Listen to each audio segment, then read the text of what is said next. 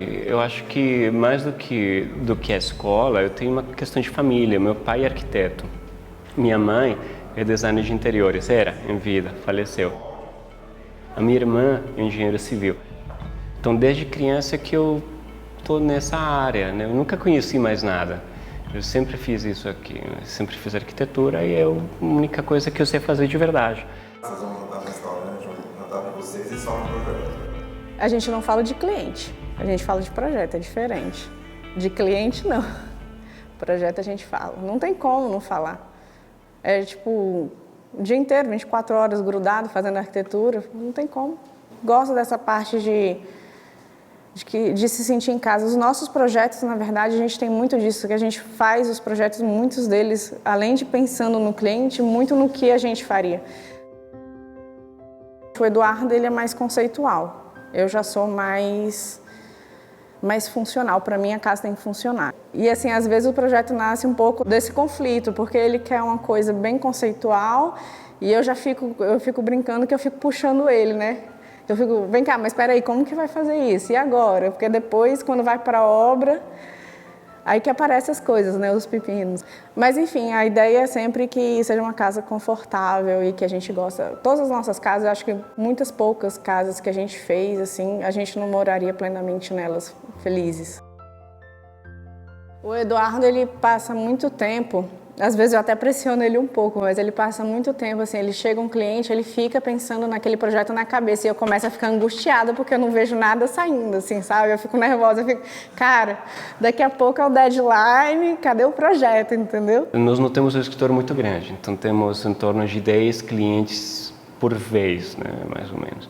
Mas os que vão para o escritório, eles são muito direcionados. Os clientes, graças a Deus, são clientes que nos procuram porque se identificaram de alguma forma com a gente. O resultado disso aí, com certeza, foi uma conversa nossa com a Alessandra, que ela já chegou com muitas referências e aí a gente foi trazendo aquela coisa de Brasília e ela com aquela coisa um pouco mais provençal, mas ao mesmo tempo colorida, e aí saiu isso aí. A maioria dos nossos projetos que tem Cobogó, a gente traz para aparecer. Tira proveito de um elemento que funciona perfeitamente bem em Brasília, né?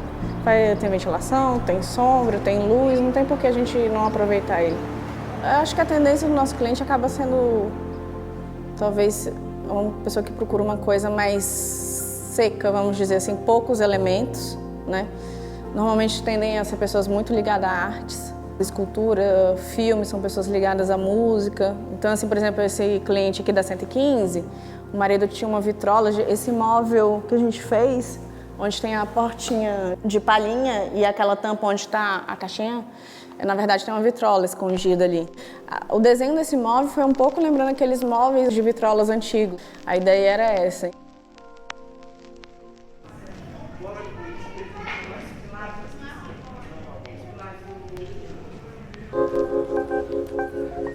É um escritório de advocacia, é térreo e subsolo, é relativamente grande. Isso aqui tudo é basicamente piso de microcimento, só, pintura, efeito concreto. E tem esse balcão, que foi uma coisa que a gente fez, tipo assim, vamos aloprar um pouco, foi fazer ele literalmente flutuando. Ele é totalmente em balanço. A escada, os degraus, eles existiam. Nós tínhamos um orçamento super limitado. Nós tínhamos 100 mil reais para fazer um escritório. E aí, o que acontece? Eu não consegui trocar a escada por causa de orçamento, mas eu consegui deconstruir. Eu consegui pegar o que eles tinham, deconstruir o que eles tinham e fiz uma coisa diferente, com 40 reais.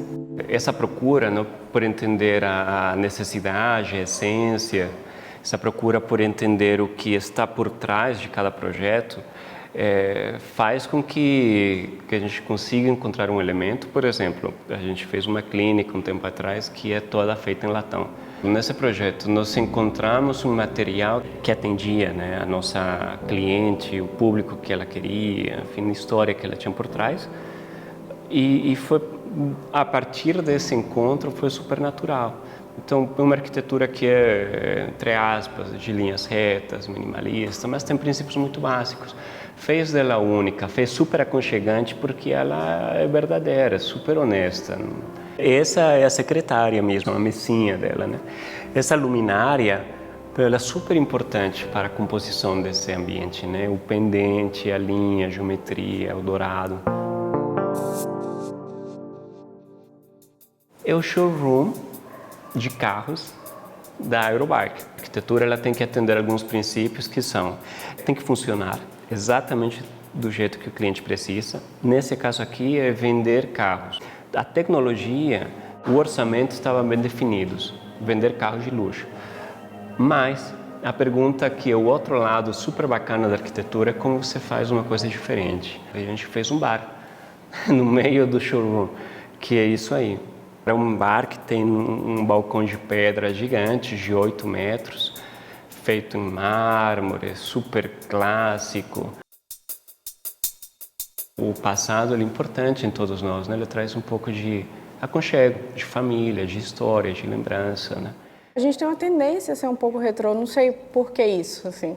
Se for na nossa casa, a gente tem uma máquina registradora antiga que eu fico olhando para ela e falo, às vezes eu penso, por que eu tenho isso? Mas adoro ela estando lá, entendeu? Tipo, eu ainda vou dar uma utilidade para ela, ainda não sei, mas a gente tem uma pegada dessa retrô. É um pouco de relembrar tudo, né? Família, vem tudo junto, né? Os amigos, as coisas, tudo.